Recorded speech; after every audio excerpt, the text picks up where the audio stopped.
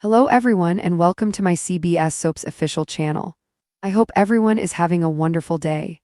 Before we begin, please hit the subscribe button and give this video a thumbs up. Tuesday, October 14, 2025. Today on The Bold and the Beautiful, Deke learns Deacon has moved out. Finn warns Ridge and Deacon turns to Taylor for help. At Bill's place, Luna and Elektra square off over Will's girlfriend calling the cops.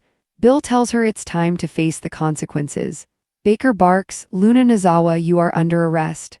Elektra sings songs, "You are going to prison, thanks to me, and don't you forget it." Luna keeps playing the grandchild card, but no one's interested in hearing it. Elektra announces they've wasted enough time. Let's lock up Luna for good. Crying, Luna accuses Elektra of being scared that Will is going to love her and their baby. She refuses to go back to prison. Baker, running out of patience, runs down her crimes. Luna begs Katie and Bill to let her stay there until she gives birth and asks Will to intervene. Good luck. Bridget joins the group over at Brooke's house and they all despair over Will being shackled to Luna for the rest of his life. Finn and Bridget explain that the test is accurate and Taylor gripes that Luna's scheming paid off. Ridge warns Finn that she'll try and slither back into his life. Finn insists he wants justice and feels for Will. Ridge needs Steffy to be safe. Luna must be in prison, baby or no baby. At Il Giardino, Deacon hugs his son and promises not to call him Little D. Talk turns to Deacon's marriage and he confides that he's moved out. He's trying to process that she kept it from him that Luna been alive all of this time. Deacon rants about Sheila going back to keeping secrets. The fallout from this will upend a lot of lives. Deke offers his dad a shoulder, but Deacon wants to talk about Hope. Deke says she's in her element having her line back. Deacon thinks she got shafted in the whole coup thing and is glad that she and Carter ended their engagement. Deke turns the conversation back to Sheila and Deacon tries to change the subject, but his son persists. Deacon thought she'd changed, but now he's not so sure. He knows how she feels about her family, but Luna's evil to the core. Deke asks, "Now what?" Deacon confides that he started talking to someone. He hopes she can help him get his head on straight. The restaurateur loves Sheila, but feels he was played for a chump. Pulling out his phone, he says he's texting his shrink. At Brooke's place, she gets an update from Katie that Luna's being arrested. They're all relieved.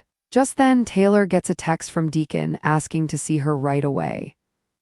Ridge declares that the nightmare is over. Finn texts Steffy but won't tell her about Luna until she gets back. Ridge asks how he's doing considering Luna's his daughter. Finn asks him to stop questioning his priorities. In Taylor's office, Deacon thanks her for the Insta appointment. Delving into his feelings, he says he's embarrassed and feels like a fool. "I need you to help me, Taylor." He must figure out where he goes from here and what to do. At Bill's place, Will lays into Luna for taking advantage of him in the sickest way possible. That's the only reason she's carrying his kid. She protests that he can love her. He rejects this as Bill steps in. Luna wails that she's fighting for her child right now. She can't believe they're turning their back on the next Spencer heir. Katie moves in on Luna and informs her that she and Bill will take custody of the baby after it's born and that poor, innocent soul will never have to know she's the mother. Elektra cries, "You can't do that." Bill, probably tickled at Katie speaking of them like a couple, barks, "The hell we can't." Luna turns on Elektra. This, of course, is all her fault. She's jealous that Will made love to her first and are having a baby together. Elektra taunts her and then smacks her across the face. Luna wants Will to defend her, but he tells Baker to take her away. Tuesday, October 14, 2025. Today on The Bold and the Beautiful, Deke learns that Deacon has officially moved out. Finn issues a stern warning to Ridge, and Deacon turns to Taylor for help as the fallout from Sheila's deception deepens.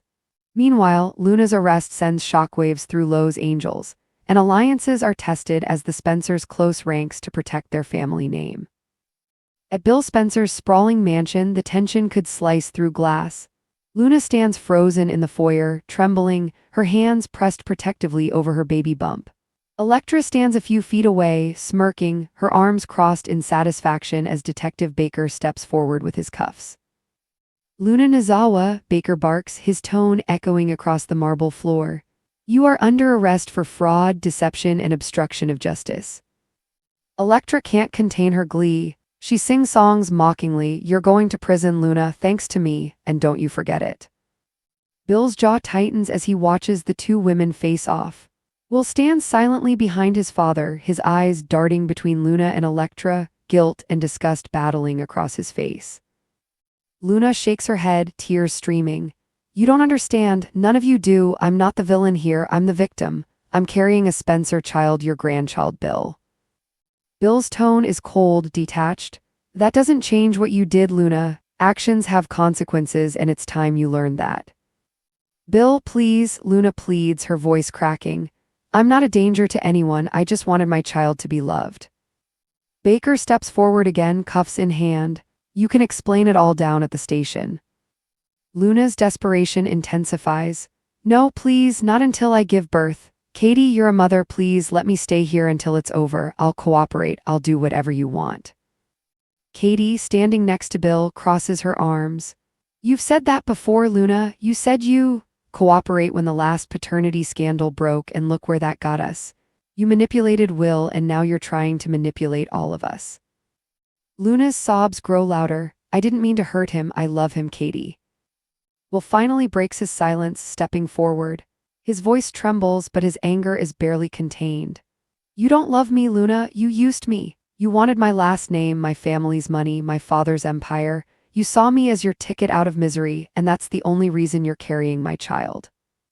Electra lets out a low laugh. Tell her again, Will, maybe this time she'll actually hear it. Luna turns on Electra, her grief morphing into fury. You're only doing this because you're jealous, you can't stand that he chose me first, that I'm the one having his baby. Electra's smile vanishes. You mean you trapped him first? Before anyone can intervene, Luna lunges toward Electra, but Bill steps between them, his voice booming. That's enough. Everyone freezes. Bill looks from Luna to Electra with disgust. Both of you are acting like spoiled brats and I'm done with it. Baker, get her out of my house. Luna backs away, shaking her head. No, Will, don't let them do this. Please, this is your child too. But Will's eyes harden. Take her away. As Baker leads Luna out, she screams back, you're all going to regret this, every one of you. Electra folds her arms and smirks. Bye-bye, baby mama. Across town, at Brooke's estate, the Logan sisters gather in the living room. Brooke, Katie, and Bridget sit together, their faces pale with exhaustion as they discuss the day's explosive developments. Bridget sighs heavily. So it's true then, Luna's being arrested. Katie nods grimly. Bill just confirmed it. Baker's taking her into custody as we speak. Brooke folds her arms. Good, maybe now this nightmare can finally end. Bridget shakes her head, conflicted. I can't help but feel sorry for her. She's pregnant, alone, and terrified. Brooke counters firmly. Bridget, she put herself in this position. She played games with people's lives, including yours and Finn's. She doesn't deserve our sympathy, she deserves consequences. Taylor, seated quietly near the fireplace, finally speaks up.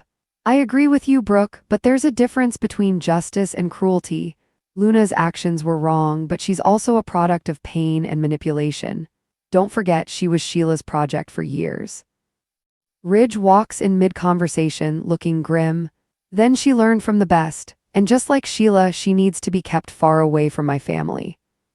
Taylor sighs. Ridge, she's carrying a Spencer baby, not a Forrester one. Doesn't matter, Ridge shoots back. She's still dangerous. If she can do this to Will, what's stopping her from coming after Steffy or Finn next? At the mention of Finn's name, Bridget looks uneasy. Speaking of Finn, where is he? He said he was coming by. Ridge's tone hardens. He's probably off trying to rationalize the fact that his daughter's a criminal. But I warned him, Luna will try to slither her way back into his life, and when she does, she'll destroy everything he's worked for. Taylor frowns. Ridge, please, he's struggling enough. He doesn't need judgment from you too. Ridge turns away. I'm not judging him, I'm protecting our daughter. As the family's argument grows, Taylor's phone buzzes. She glances at the message and looks surprised. It's from Deacon. He wants to see me right away. Brooke's eyes narrow slightly. Deacon, what for? Taylor rises, grabbing her coat. He says it's important. He needs help sorting out his feelings. Brooke rolls her eyes. Oh, I'm sure he does. Ridge mutters under his breath, that man's a walking disaster. Taylor shoots him a look. He's in pain, Ridge, and he's trying to do the right thing. Maybe you could take a lesson from that. With that, Taylor leaves, her heels clicking sharply against the marble floor. At Il Giardino, Deacon sits at his usual table, staring into a half-empty glass of whiskey. His son, Deke, slides into the seat across from him, studying him quietly. "You look like hell, Dad." Deacon chuckles bitterly. "Thanks, kid, you really know how to cheer a guy up." Deke leans forward. "You moved out, huh?" Deacon nods slowly. "Yeah, Sheila kept a secret from me, one that changes everything. She knew Luna was alive all this time. She lied to my face." Deke sighs. "That sounds like her." Deacon rubs his temples. "I thought she'd changed. I really did, but I guess old habits die hard." There's a pause. Deke watches his father, the vulnerability in his eyes breaking through the bravado. "So what now?" Deke asks quietly. Deacon shrugs. "Now I figure out how not to let this ruin me completely. I love her, Deke. God help me, I still love her, but I feel like a damn fool." Deke places a hand on his shoulder.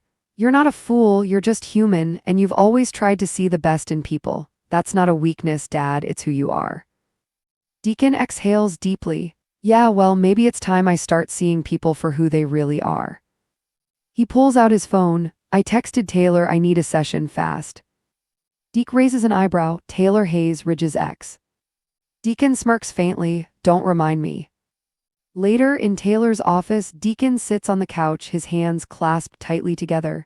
Taylor sits opposite him, pen poised, her expression calm and compassionate. "Thank you for seeing me on such short notice," Deacon begins. "I know I'm a mess right now."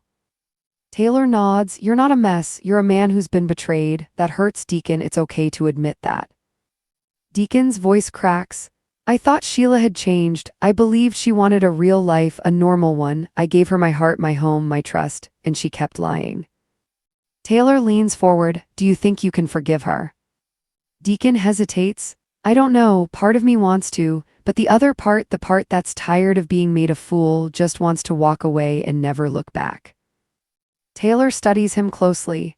"You need to decide which part of you wins, Deacon, the man who loves deeply or the man who's ready to heal." He looks up at her. "I need your help figuring that out." Taylor nods. "Then that's what we'll do." Back at Bill's mansion, the aftermath of Luna's arrest lingers like a storm cloud. Will sits on the couch, head in his hands. "I can't believe any of this happened."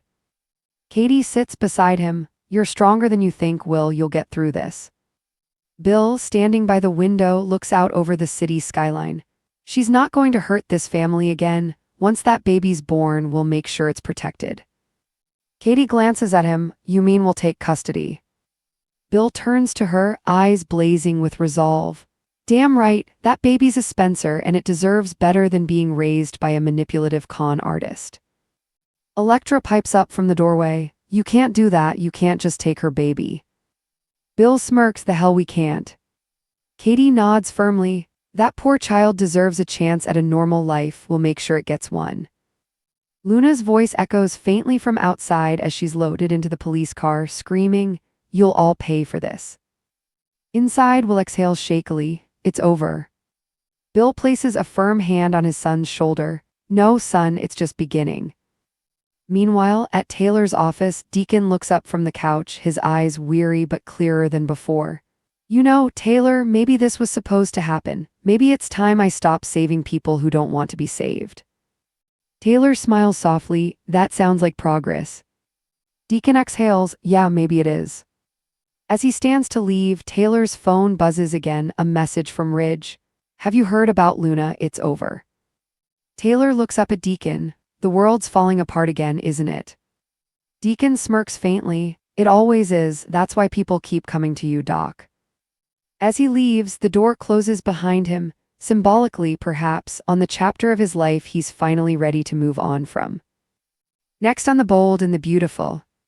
Sheila makes an unexpected return with a shocking confession. Steffy gets word of Luna's arrest, and Deacon's fragile heart faces its greatest test yet when Taylor makes an admission that changes everything.